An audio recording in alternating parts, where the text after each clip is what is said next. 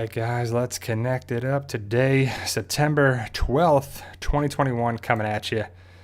Man, got a lot to talk about. Walking Dead universe is going strong from now, since August to the end of the year. Next year, it's going to be pretty good. I'm excited to talk about some things here. Ultimately, spoiler warning for all things Walking Dead, because we're going to talk about stuff. I don't know what you know, what you don't want to know, where you're at, because it's still going to be weird to talk about AMC episodes, AMC Plus episodes, Fear the Walking Dead trailer, Walking Dead World Beyond trailer. It's going to be pretty soon that we're going to be getting Fear the Walking Dead and World Beyond when the Walking Dead is, on break for the first break. Then we have the second break, and the third part next year. So it's going to be exciting to talk about a bunch of things. We'll wait to it connect and wait for it to catch up here for it, guys. But at a B, hey, how we doing? So overall, guys, I'm really enjoying season 11. Hopefully you are too. It's definitely a great season so far. The first 5 episodes have been entertaining, exciting, setting things up, answering some questions, asking more questions. That's kind of what good storytelling does. And if you know the comic, you kind of know what to expect with some of these things. So it's pretty cool if you're a comic reader. If you're not, that's okay too. We got football season is underway. So I don't know if we'll have, a couple less viewers because of the football season today on Sunday. I know I'm excited to find out what happened there in the football later today. I watched the Thursday night game because I'm a Dallas Cowboys fan and the Buccaneers played, and I live in Tampa Bay. So that's pretty interesting for sure. Ultimately, guys, the Walking Dead universe, like I said before, is going strong. It's something that is going to take us into the end of the year. And it's kind of bittersweet because next year is the final year of the main show. But overall, season 11 has been very entertaining. So we'll talk about episodes 4 and 5 in the last half hour. The first half hour, let's talk about anything else besides those episodes too, because I don't know what people know, what they don't want to know, and that's kind of what I think is the best thing for it, that the last half hour we talk about some spoilers. But Fear the Walking Dead's trailer, hopefully you saw it. I know it's something that hopefully you guys are still watching Fear the Walking Dead. I know it doesn't have the same amount of viewership, but season 6 was really good. Season 7, setting things up, the trailer, post-apocalyptic dystopian fallout from the nuclear warheads that went off. We got the gas masks. We got the potential villain of Strand. I think that's what the show needs. So what I'm hoping is that the Fear the Walking Dead takes Strand and makes him a full villain. He's kind of had villain tendencies. He's definitely something of a complicated character. He's been with the group since the first season, but he's kind of had his own agenda. So, Mato, I liked episode 5. If you want to see that review, I have it up already. I was going to wait to post it, but I was like I woke up, my wife and I, we had breakfast, then we watched the episode and watched the trailer for next week's, watched the inside thing with Angela Kang talking about the episode, and then kind of made the review, recap, breakdown, discussion of it. And next thing you know, we're here for the live stream. It was just kind of a crazy morning too. So Ada B asks, haven't seen any filler episodes. Have you, Bri? LOL. No, I think season 11 so far has not been filler. And to me, what jumps out at me as a filler episode is season 7, episode 6, filler bottle episode. Basically a lot of season 10C were fillers, bottle episodes, stuff that's there. But it's kind of cool that they're incorporating things from season 10C into season 11, which is the way it should, because season 10C is still part of season 10. And you got season 10, season 11, and then that's it. So it's ultimately a good thing. But the World Beyond trailers, Fear the Walking Dead trailers, I'm excited for those seasons. Now, the Walking Dead World Beyond has always been, as far as I know, supposed to be 2 seasons. And it's going to be 2 seasons. Second season starts October, I don't even know what that is. October 3rd, I want to say, for the early preview. Or is it November, or is it September 26th? I think was the early preview. And October 3rd, I I can't remember if it's the 3rd for the early preview for The World Beyond or if that's when it's going to be on AMC, but we'll talk about that when the time comes. But it's going to be a lot of Walking Dead, and it's always good. The first 3 episodes of The Walking Dead so far, season 11, have been good. Even though the first 2 were kind of like one big episode, it was still entertaining. The stuff with Negan and Maggie, I'm still invested in it. It's not annoying. It's kind of done in a way that does make you see both sides. And it's got a lot of people talking. It's got a lot of people talking about which side they like, how some people like Negan, don't like Negan, like Maggie, don't like Maggie. It's kind of all over the place, and it's interesting too. So, Darth Z903 says, what do you think Morgan's reaction will be to CRM? I don't know. Morgan is a complicated fella. I think that the Civic Republic is going to be hopefully really expanding the world of Fear the Walking Dead. I don't know if season 7 is going to be the last season. They didn't say anything. Maybe we get a season 8, season 9. Are we really going to get Fear the Walking Dead to expand on things? Is Fear the Walking Dead going to connect with the world beyond somehow, some way, because the timeline does fit? What if Fear the Walking Dead goes to Omaha, right? Because we never saw that on World Beyond. We saw the campus colony, which is so many miles southeast of Omaha, Nebraska. So I would love if they went there. And that would expand the horizon, the universe, the whatever you want to call it, of the Civic Republic, the World Beyond, and the Walking Dead universe. So I don't know if they're going there. That's just my thought. It'd be far away enough from the Fallout, the warheads. It would be kind of cool. It would also make sense. Civic Republic could have connections, and they should have connections with Nebraska, other cities. That could be a nice stepping stone for, ultimately, Morgan, Grace, Baby Morgan, Rufus, John Dory Sr., Grace, Luciana, Sarah, Wendell, all these people, except Strand. I want Strand to be the villain, go against Morgan. Morgan is going to take him out, and either he does or Alicia takes Strand out. And it's a big dramatic thing that Alicia, because I'd rather have Alicia survive than Strand, personally. I know some people love Strand, and he's important for the show. But I think his time has come and went. After you attacked Morgan, blatantly attacked Morgan, you need to go. Morgan is an OG of The Walking Dead. Strand, you're nice and all, but my allegiance is going to be to Morgan over Strand. It just makes sense that Strand goes full villain, goes against Morgan. The Civic Republic see how dangerous Strand is. They help Morgan take out Strand and whatever else. We go from there. Hopefully it connects in a way. How does Dwight and Sherry fit? How do these people, who survives, who doesn't? You know, Amato asks, do you think Morgan will ever die? I don't die, is what Morgan said. So he don't die, he don't die. Morgan needs to reunite with Rick Grimes. We all feel that way. The writers need to make it happen any way, shape, or form in a big, epic way that our people come to save the day and help people out in a big, magical way. Whether it's the Carroll and Daryl spinoff, the Rick Grimes movies, whatever it is, we need to have it there too. So, Jason, you might be new here, but please don't talk about the episode until the last half hour. I will talk about those in the last half hour, episodes 4 and 5.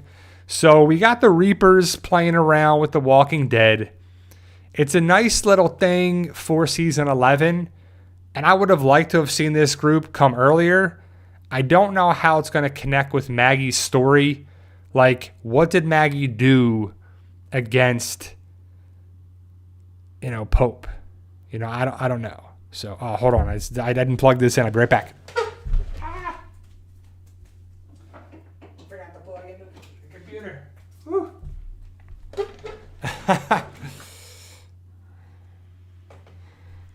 Woo. Sorry, I forgot to plug in the computer after I started everything. It's been one of those mornings, so we're back. One of those crazy times. We're live here, people. We're live, if you don't know. But ultimately, Fear the Walking Dead, I don't know if it can live past the Walking Dead stuff. I don't know what's going to happen with the future of the Walking Dead universe after this season, but it's definitely something. So I definitely love the idea of Fear the Walking Dead having its own story, but ultimately connecting in a way like that. The World Beyond, I think it's going to draw a lot of people in because of the Jadis thing. So, yeah. See, we're live. We're definitely live here. So hopefully you saw the trailers, the breakdowns, everything going there. I definitely like the idea of just The Walking Dead is great. I don't see, some people have always hated on things that people enjoy, but The Walking Dead is definitely an interesting universe still. I don't know what's going to happen after the main show ends. Maybe it's definitely not as popular. Maybe there's just the diehards that watch it. I don't think like new people are going to watch it. So I don't know. It's had a great run though. If you think about all the different shows, all the different major series that have come and go, it's definitely something that it's going to stay with us for a long time. It's going to be a sad day when Sonoy kind of, I don't know, another show might pick up that area and film in Sonoy and movies and everything too, because it's definitely a nice little town. I definitely love the idea of that happening, so we'll see how it goes down. But overall, guys, my life has been kind of crazy with being a full-time therapist now. So I'm trying to do the best I can with different videos and posting different things, and it's just one of those things where it's sometimes it's tough. And when I got the information about the Fear the Walking Dead trailer, I was like, man, I got to talk about this too. So it's definitely something that I had that. Hopefully you saw the trailer breakdown that I posted earlier this week. Henry Lamone says, hey, Bri, do you think that Morgan and Dwight will ever return to The Walking Dead? They originated on that show, and in my opinion, it would suck if their stories wrapped up on a different show. So I don't think Morgan is going to come back to The Walking Dead. I think he'll connect with the movies because The Walking Dead is so far in time. There's so many years ahead of Fear the Walking Dead. They can always do a time jump, and they probably will with this season, but I'd rather connect with the World Beyond area there too, with Nebraska and everything, because Morgan left and went away. Now, also, I don't believe that Dwight Austin Emilio is not allowed legally to be on The Walking Dead. That has been a rumor going around that since season 8, when the stuff happened with All Out War and the stuff with the stunt guy, John Benecker, that he was right next to him.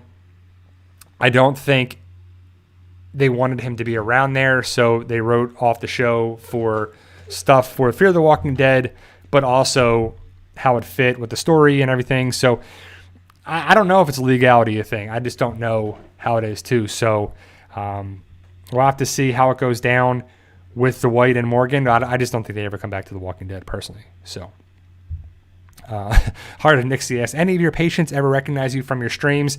No, I mean, I'm in Florida, so we treat a lot more elderly than anybody. So we're seeing patients 60, 70, 80, 90 years old. So that's typically the stuff we see with home health. I don't think that they watch The Walking Dead or they really use YouTube for the stuff like this. But I've not really seen anybody like that. When have I been in a therapist standpoint?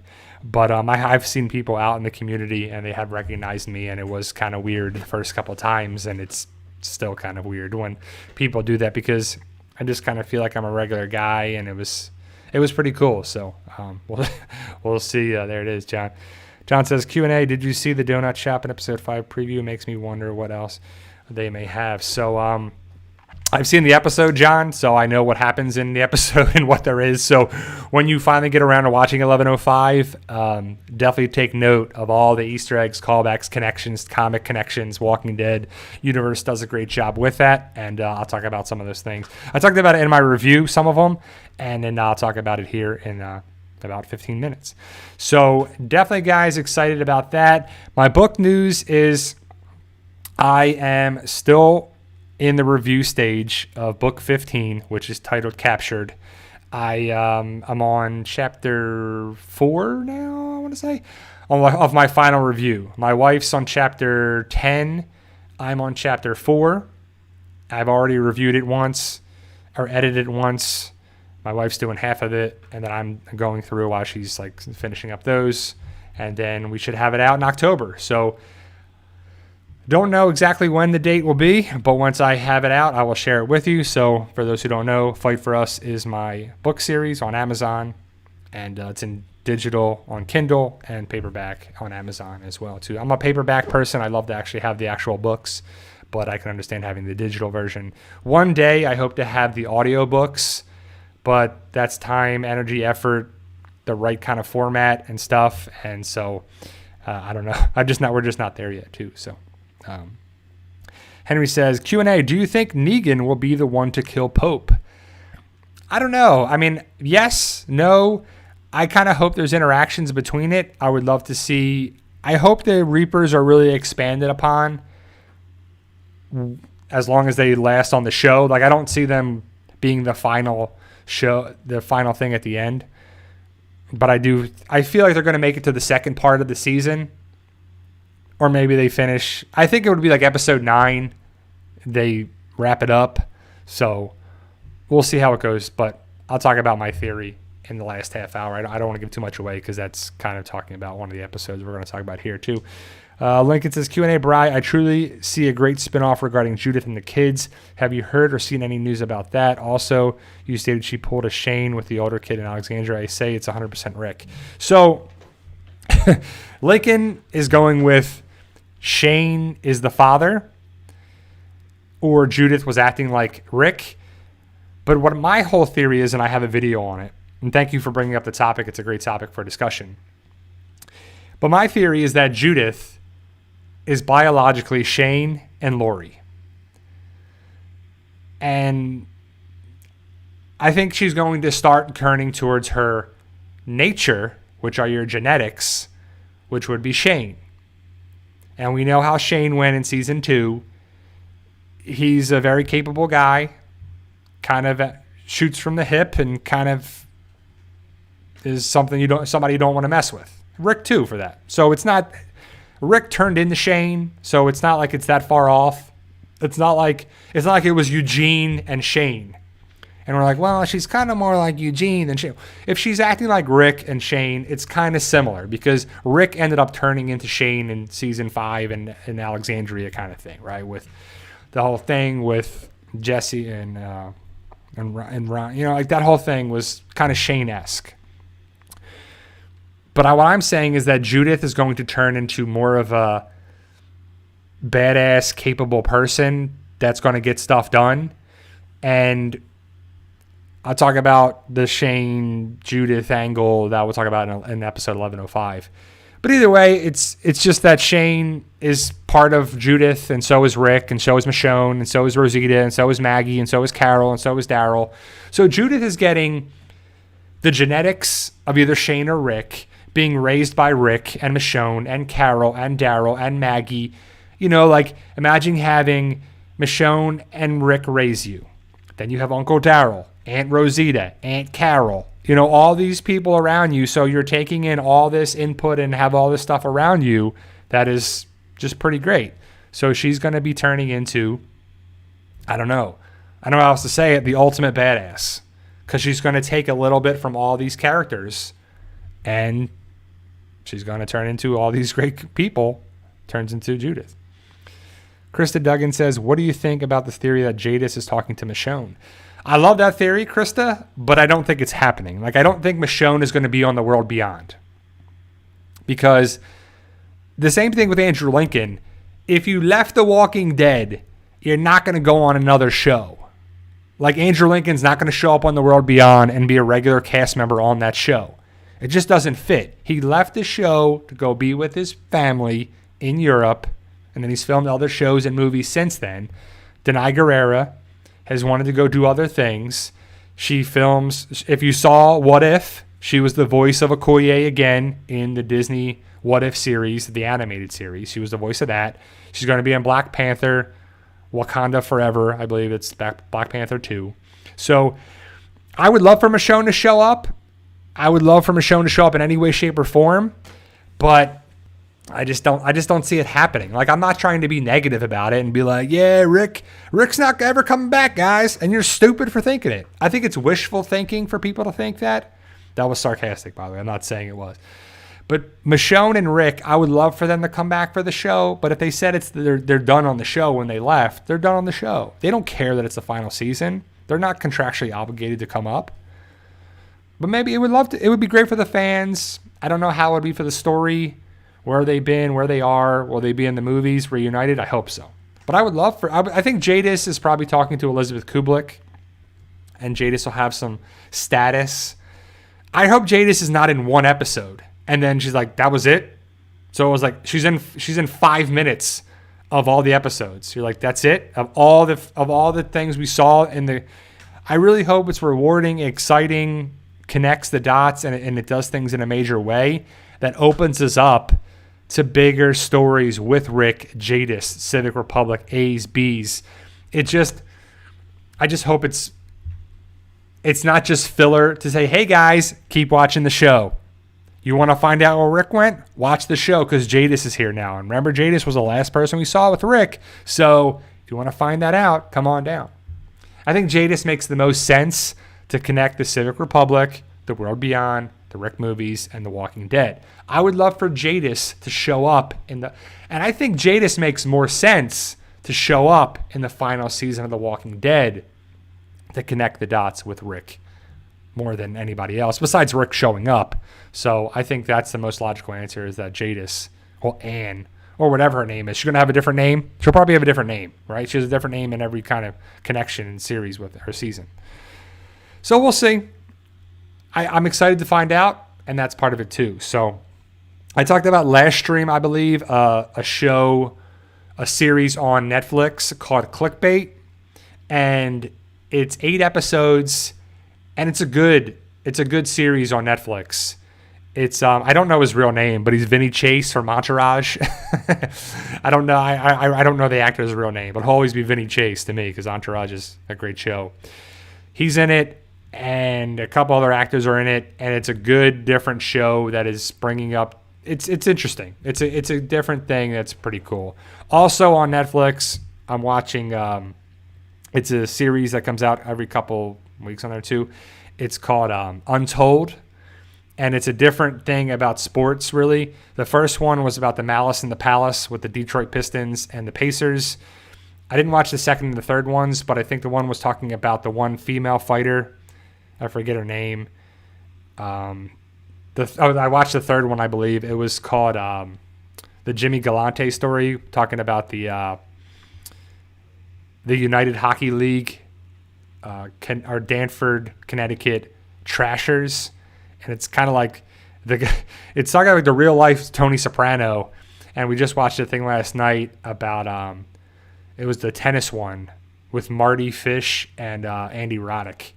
And so it was, it's pretty good to see. It's called Untold on Netflix. So I'm sorry, I always like to give a little different show or something to watch that I might actually watch too. So Jonathan Wilder, Q&A, if Negan ever gets in trouble, do you think Maggie will save him like Negan saved her?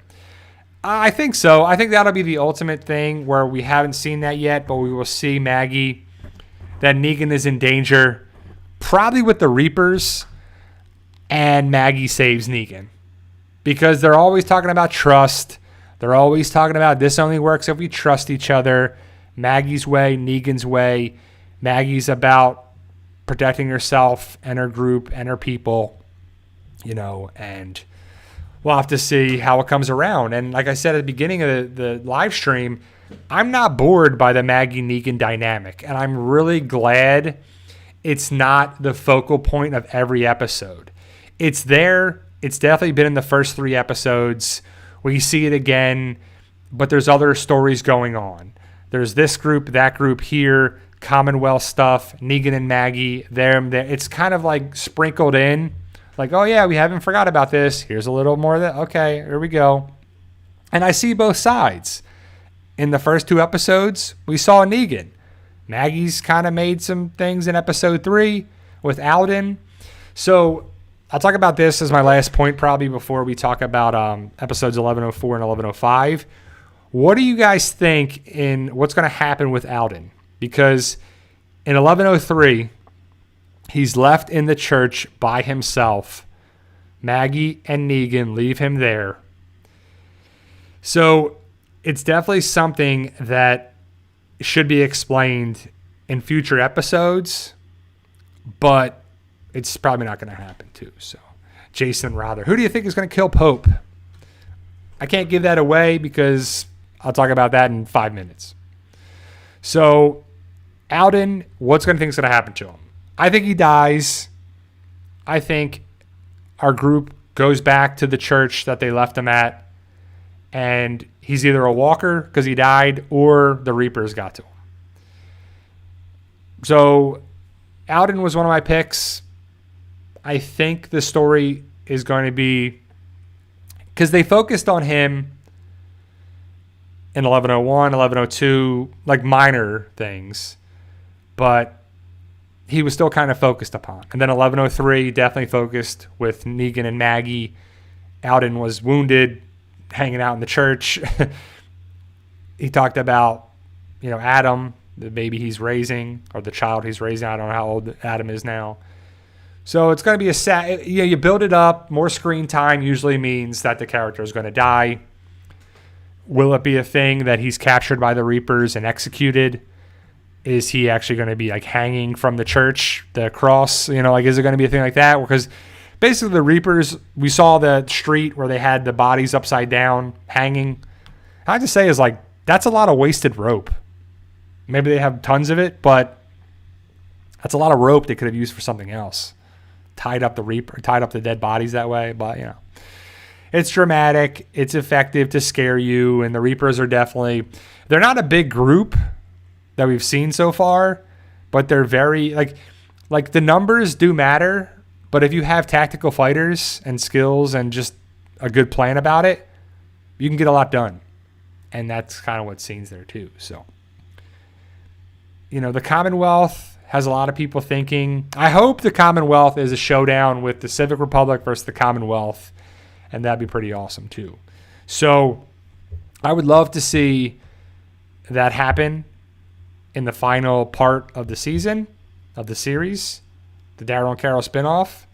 I don't think Daryl and Carroll are going to fit in with the Commonwealth. Maybe Carroll would a little bit more than Daryl. But the Civic Republic are the bad guys, and then we have the rest are good guys, right? That's kind of what they've... The Civic Republic haven't really done anything that has been like good. They gave Jadis some food and supplies and stuff there, but they haven't really helped our group out. They hide in the shadows. They've left, medicine on Fear the Walking Dead. But it's kind of like you're really working hard to go against to really get something out of them. Will they ever... I really hope it's really answered in The World Beyond Season 2. So, I don't know. But Lincoln K asks a great question. Oceanside is captured and taken away to CRM? Question mark, question mark, question mark. I don't know. I mean, Oceanside has not been seen. I'm just going to give spoilers. They haven't been seen or talked about or mentioned in the first 5 episodes. So, Oceanside, I guess, is in a plot hole right now. Because... they were a focal point in Season 7 a little bit. Season 8 they came around. Season 9. Season 10. Oceanside's down. Oceanside's down. Oceanside's down. You can train at Oceanside. Oceanside's down. Oceanside this. Oceanside that. And then, hey, they're a community hidden. They got an endless supply of food basically in the ocean there. They have supplies. They should have things that they can do. But we haven't heard from them in more than half of the first part. So will they show up again? Who's still there? Will we ever see Cindy again? Will we see Rachel? Will we see these people? I don't know. So we'll have to see how it goes down. I still have the cursed charter theory that was signed by all the people of the communities. More people are still alive than I thought. They haven't really killed off some major characters on The Walking Dead because some people have left the show. Rick left. Michonne left. Who's the biggest character that has died recently? I mean, Carroll was season 8. After that, who did we really lose that we weren't supposed to lose? Alpha, Beta, for sure, but they were supposed to. I just can't really think of anything off the top of my head like, wow, that was a huge loss. I mean, back in the day, we were losing Shane, which was supposed to happen. We were losing Herschel. We were losing Tyrese. We were losing Sasha. We were, Then we lost Carl. Then after that, it's kind of been like, I don't know, too. So, all right, guys, the last half hour. Dun, dun, dun, dun, spoiler warning. So, 11:04 is the Daryl episode. Okay, it's picks up in the woods. The Reapers are attacking. And yeah, Krista Duggan is Sadiq. But was Sadiq really a big character?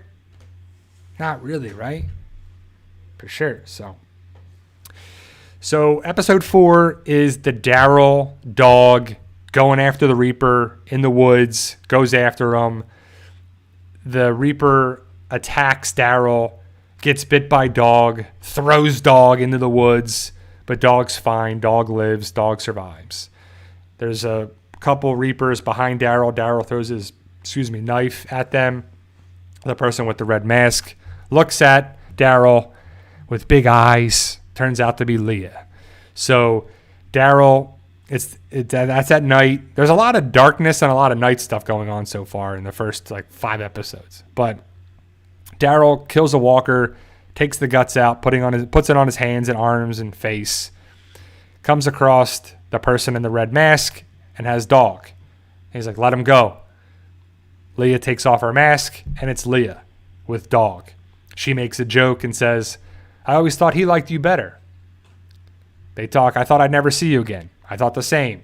The Reapers come around, they kidnap Daryl. Dog has allegiance to Leah now.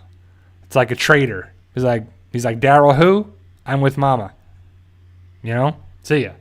So they go back to the Meridian.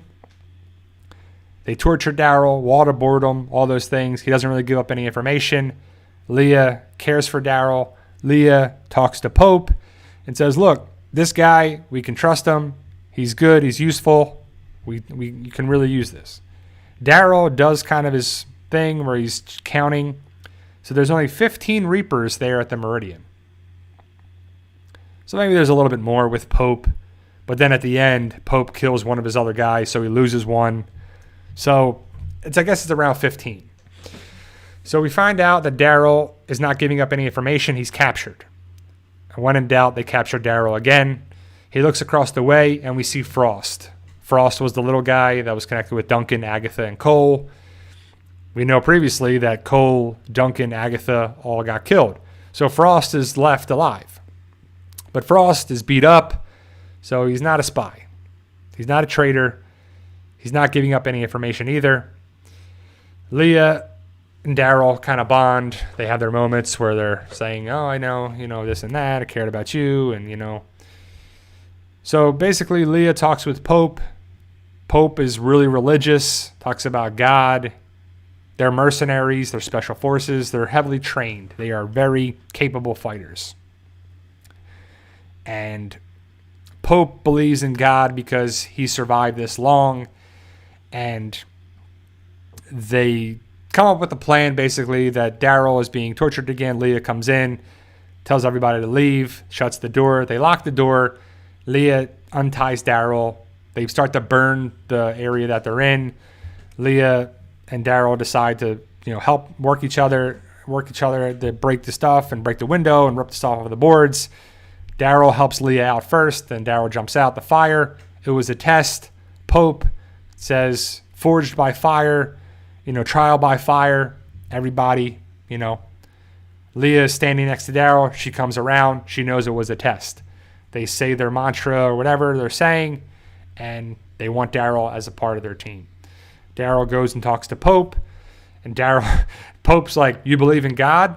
Daryl's like, nope, not anymore. I used to. I believe in myself now.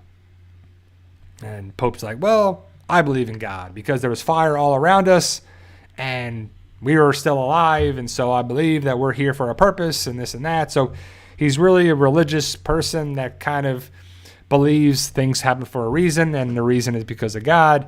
And Pope believes that Daryl is part of the team now, so they start to go down by the fire. Outside, everybody. Pope comes over to this guy, Bossy is his name. He's like, nope. Oh, he's talking about a team player. This guy walked 10 miles with his dead, partner on his back. A fellow Reaper that got killed. And I'm guessing it's the Reaper that Maggie stabbed with the bottle and Negan hit with the crowbar. But Bossy has wounds on his back. And that really pisses Pope off because he feels that Bossy was running away from the fight. And that he should, if his wounds were going to be anything, they would be in the front because he's charging to the fight. Charging towards things there too. So that was the turning point that we know that Pope believes in family, God. Don't turn your back against people. You run towards the fight, towards the fire. So, Turner is the guy that was killed by the bottle, I believe, that Maggie killed, I'm guessing. And that's who Bossy brought back. And Turner was friends with Leah. Leah knew Turner from way back when, and she treats the Reapers like her family. She cares about them. But as Pope grabs Bossy and throws him into the fire, like Negan did to the doctor in the sanctuary, and Pope steps on his back and the fire burns him and he burns alive, everybody's like okay with it, or they at least look okay with it, except for Leah. She's like, and Daryl's like, this is crazy. What's going on? He's like, this again? I've been through this. So you can kind of see that Leah doesn't like that Pope just killed this guy, part of his family. So I think that's going to come back around again. So I personally think that Leah is going to kill Pope, or Pope kills Leah and then Daryl kills Pope, kind of thing. So I think Leah's going to die, Pope's going to die, and the Reapers are going to fall, and it's going to be a big epic thing. I don't know who else we're going to lose, because we're not going to lose Daryl, Carroll, some major characters are still going to make it to the second part. So, and that's basically the episode. It's a quieter episode with tone, and it's a backstory episode of Pope, and we learn about them and the Reapers and stuff, but it's a necessary episode. And it's a good episode. So we go to episode 1105, and that is this week's episode on AMC+. It starts with Aaron and Gracie in the woods at night, another night shoot, and they're walking in the woods. And you see all these red leaves, and it's at night, red's everywhere again. And they're walking, and Aaron sees a walker, but then he turns to the right, and he sees a wolf, like the person that has the W on their head, not the actual animal. So turns, and then he sees a savior because he's whistling. He's like, oh, I didn't even do it, but he whistles, and he's got a gun, and they're coming at you. And then he sees a whisperer, and he's surrounded. And Gracie says, I'm scared. And then you see a shot, and Gracie's gone. And then you see there's more whispers, and Aaron is surrounded. And then Aaron ends up getting violently stabbed by all the people there, the walkers, or I guess the walkers are biting him. But the whisperers, there's multiple whisperers now, the wolf and the savior. And then Aaron wakes up. It was all a dream. So Aaron puts on his prosthetic, which to me looks like the Infinity Gauntlet for sure. And he goes out, or no, then the next shot is someone walking in a house. It's Jerry. He steps over some people because everybody's living in like a couple homes. He goes to take a piss. He looks out the window, and there's a walker. He's like, hey guys, hey, everybody wake up. Everybody wakes up. They run outside. A walker is eating an unknown Alexandrian. Jerry comes by, kills the walker with the sword. They're fighting the walkers off. They're trying to close the part of the wall that fell. It's basically the same part. That's the weak point that fell down that they were trying to play with or pull up with the rope. Aaron is in danger. He's like, fighting him off. The walkers are getting in. They're trying to hit him with boards and fix it and repair it. The walker's kind of walking up the metal as they push it up. They kill the walkers and then repair the door as best they can. And then they kind of do their thing. Then we go to the Commonwealth and we see the video. It's like the orientation video. Like, life is great. Welcome to the Commonwealth, guys. You can be a baker or this and do that. Everything is safe. We have medicine and rock concerts and ice cream and desserts. Come here. You made a great trade. You made a great choice by coming here, right? So J430 says, did you notice the trapdoor on the floor in the house Maggie, Negan, and Gabriel are hiding out in? Well, that's what Maggie grabs the supplies out of. But yeah, that's the door that she takes it from too. So the Commonwealth is there. We see our group, Eugene, Princess, Yumiko, and Ezekiel. They watch the video. It says approved by Pamela Milton, which is the governor. You see Lance Hornsby in the video. So Pamela Milton is like the person running the Commonwealth. Then you see Lance Hornsby, who's basically the person on there, gets the day-to-day stuff done. And there's a hierarchy of things. There's power. You got to play by the rules. You got to do that. Then this guy gives out these pieces of paper to everybody. Eugene, Princess, Yumiko, Ezekiel. They have all different ones. They all have jobs, area, what they have to go do. Princess gets her $2 bill back.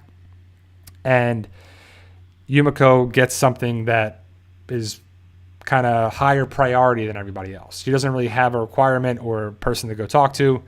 She has a thing that she goes to talk to another guy. The guy in the room's like, you got to go talk to your counselor guy or whatever, the person to report to. And Yumiko's like, well, I don't have one on this piece of paper. Shows it to the guy, and he's like, oh, sorry, you're very, he's like very impressed by it there too, right? So he's like, oh, I'll help you with this right away. So he's got a thing, and Yumiko's got some, priority. It's probably because of her brother and or because she was a lawyer, but also probably because she was her brother. So she ends up meeting Tommy at Elodie's Sweet Treats or Treat Shop or Bake Shop, whatever it is. Elodie's not there. That's Michonne's daughter in the comic.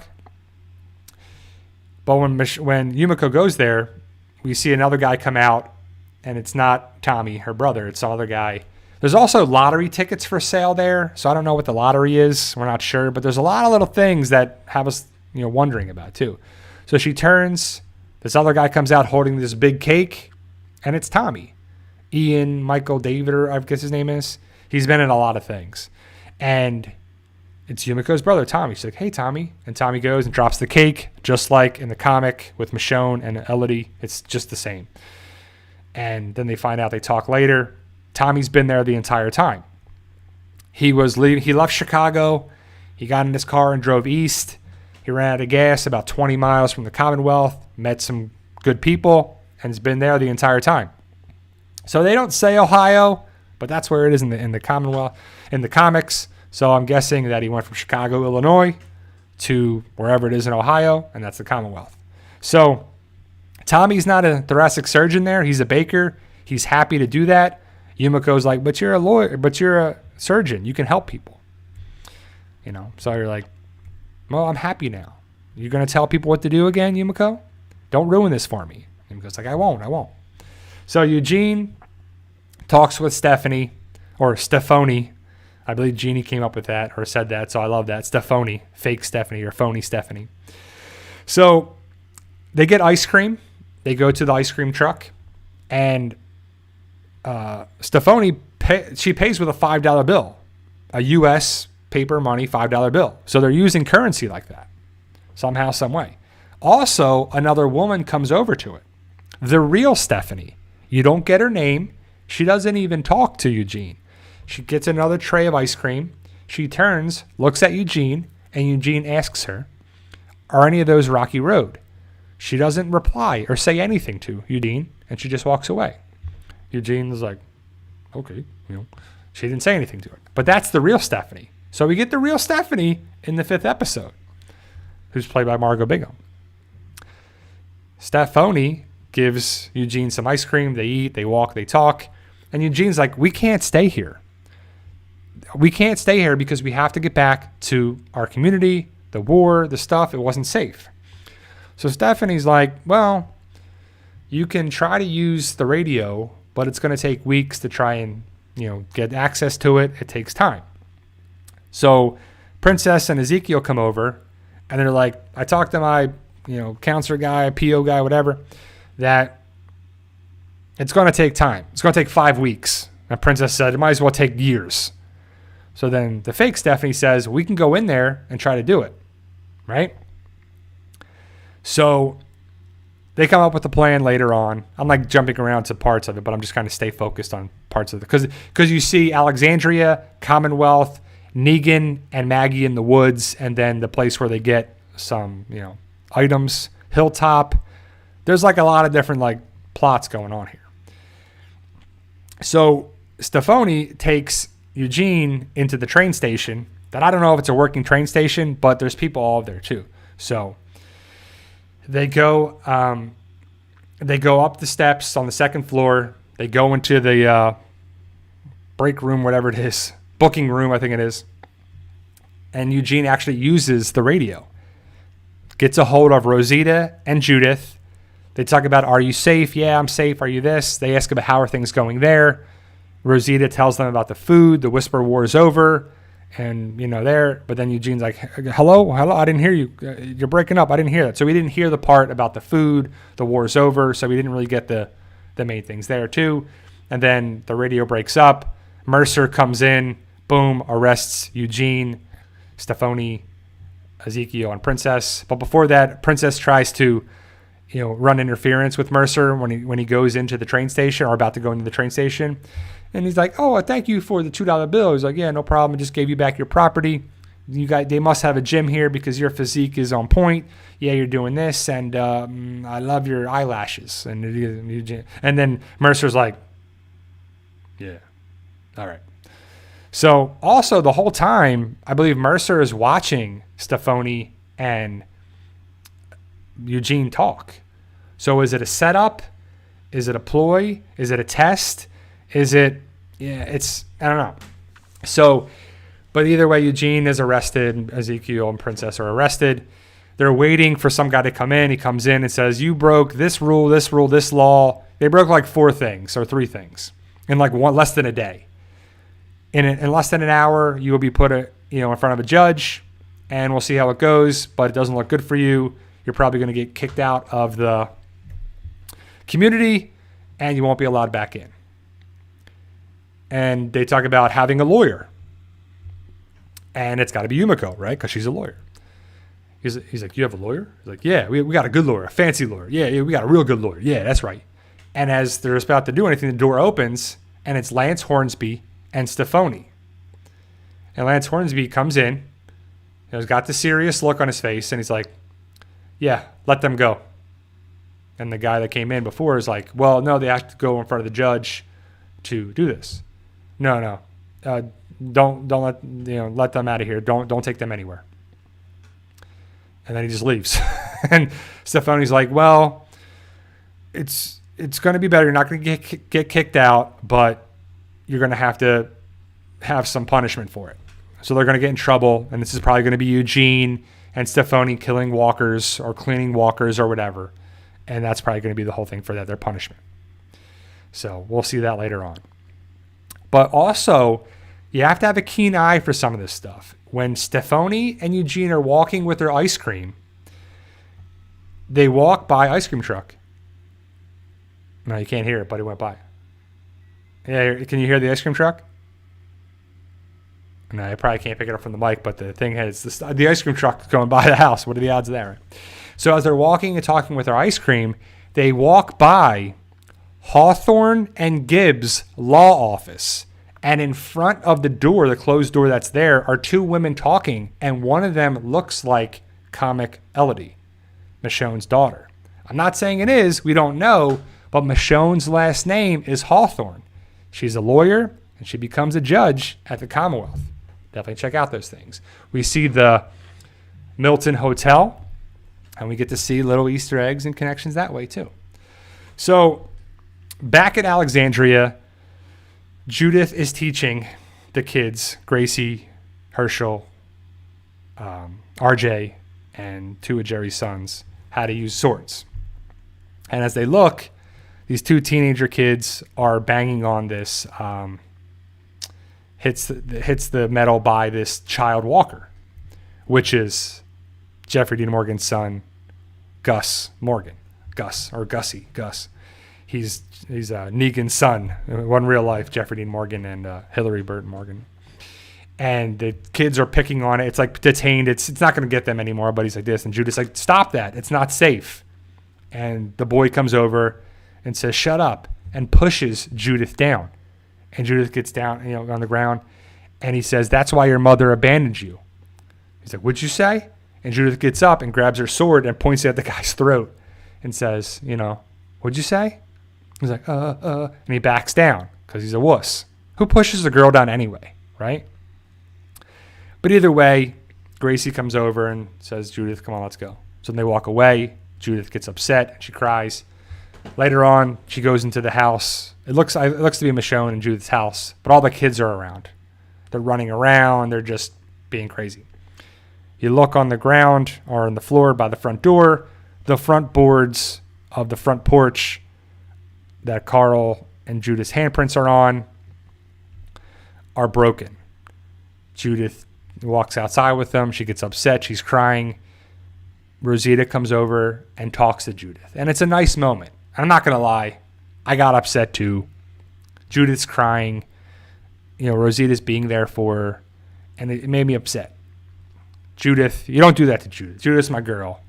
And Rosita talked about her dad and mom and, talk about Carl. And she was there when Carl and Judith made those. And she's so little. And it was great. It was a great little moment. It was impactful. It was meaningful. And it was good screen time for Rosita and Judith. And it was good. It was good storytelling. And I feel bad for Judith because Judith has lost her brother. Her mother's not around. Rick's not around. She's been through a lot.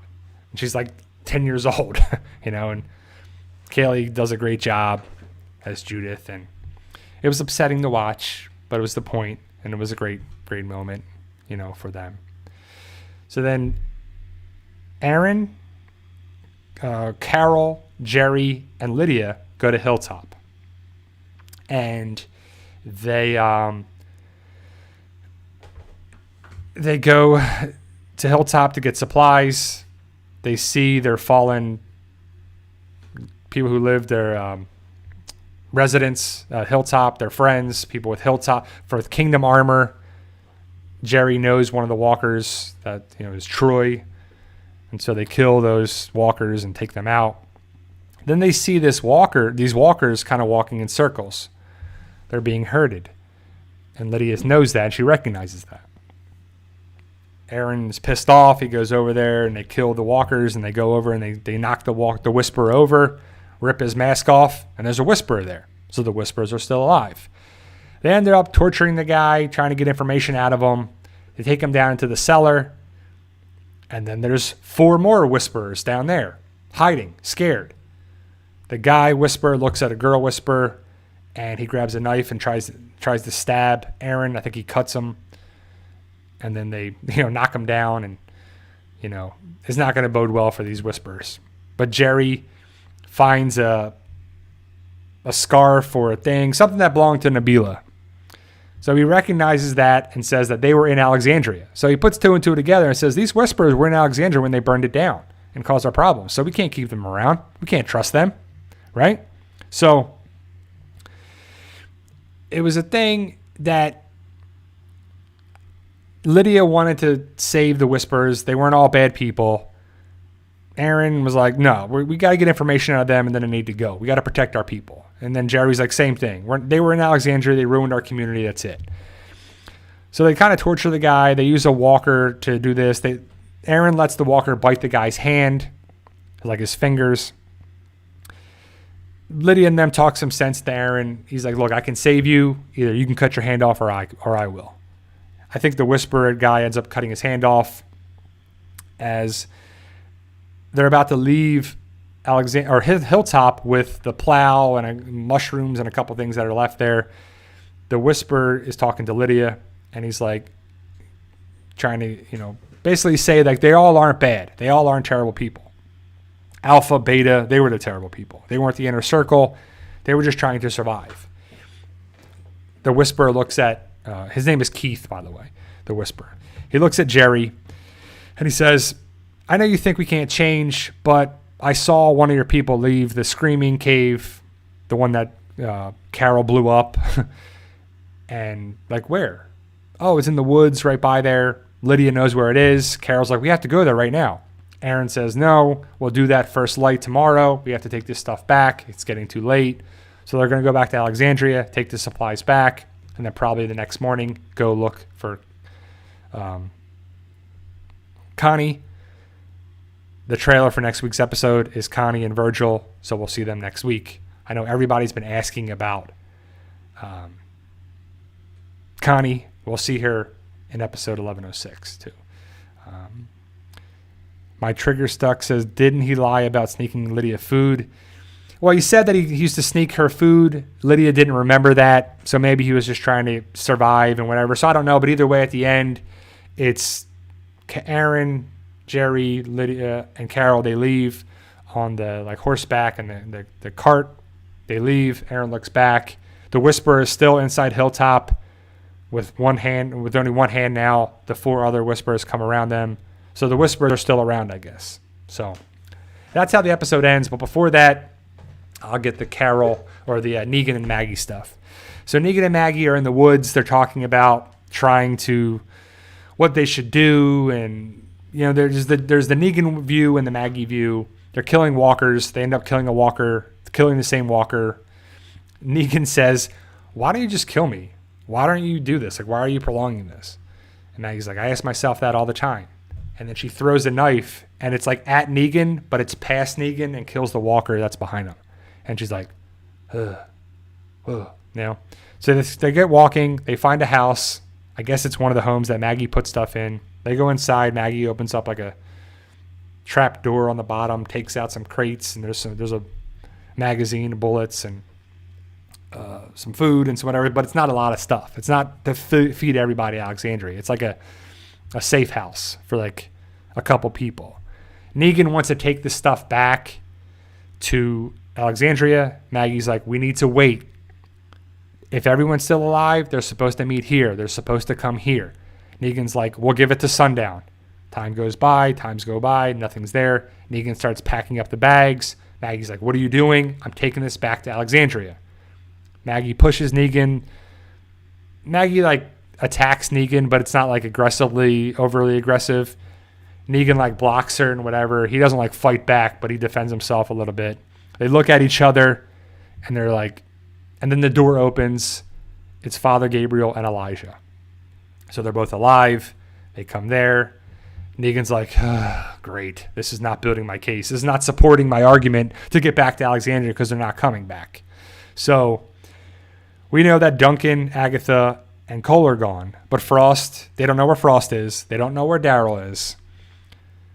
And that was really everybody else. So they're just waiting on Dog and Daryl and Frost.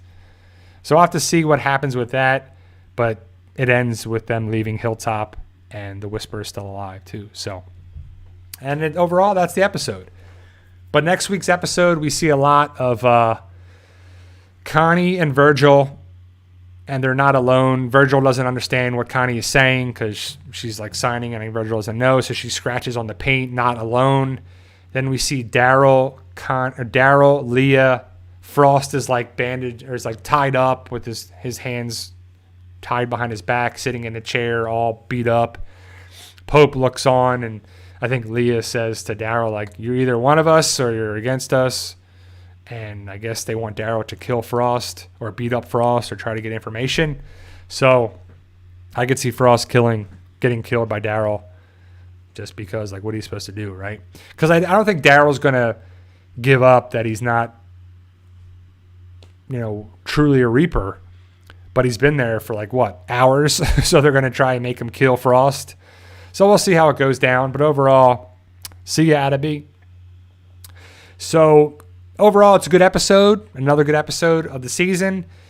A lot more screen time for Jerry, Judith, Rosita, and Aaron, which is always good. Carroll's involved. Commonwealth is explained more. Definitely be on the lookout when you see the scenes of the Commonwealth, because there's definitely callbacks and connections, to the comic, which is good stuff. Overall, another good episode. I'm excited for next week's episode, 1106 on AMC Plus. I'll be here next Sunday for the live stream. It's 2 weeks from today that I won't be having a live stream. I'll just be occupied. I won't be able to be on my computer.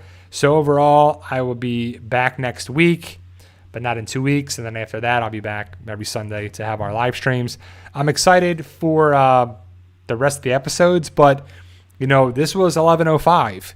We only have 8 episodes in each part, so we're more than halfway done the first part, which We got 6, 7, and 8 after today. And I think they're going to be great. And I think it's going to suck because it's going to be like, man, I can't wait for the rest of them. So it'll probably be February after this is done. But then we'll be in World Beyond, Fear the Walking Dead, all that stuff too. So, but thank you, James. I appreciate the kind words and just being a part of this and just the support. Lindsay, everybody, my moderators, my subscribers, my patrons, just everybody involved with the channel in some way, shape, or form, even the smallest way. I truly appreciate it, and it goes a long way. Let me see. Lincoln will be my last question. Who do you see being the leader of Alexandria? There's no more circle, really. Yeah, the council. The council was Father Gabriel, Aaron, Rosita, Laura, Michonne. I think Father Gabriel is definitely part of the leader there. Father Gabriel and Aaron are probably, it was probably everybody in that room that was talking to Maggie. So Daryl, Rosita, Father Gabriel, and Aaron are probably the bigger leaders. But it's probably Aaron and Father Gabriel, I would assume. But overall, guys, thank you guys for being here. I truly appreciate it, taking the time. And remember, guys, with hard work, dedication, belief, and sacrifice, you can truly achieve your goals. Believe in yourself. You can do it. It's about love, support, staying positive, making it happen. Keep working hard. You can achieve it. Enjoy the football games if you're watching it. I haven't seen any because it's not on here yet. But I'll be back next Sunday to talk about The Walking Dead. We'll do a 11:05, 11:06 discussion. Enjoy tonight's episode. And also, Talking Dead is Hillary Burton Morgan, who played Lucille, Tara, Alana Masterson, and then an unknown mystery guest. But I'm guessing it's between Pope or Leah. We'll see who comes on tonight's episode of Talking Dead. Stay safe, and I'll be back next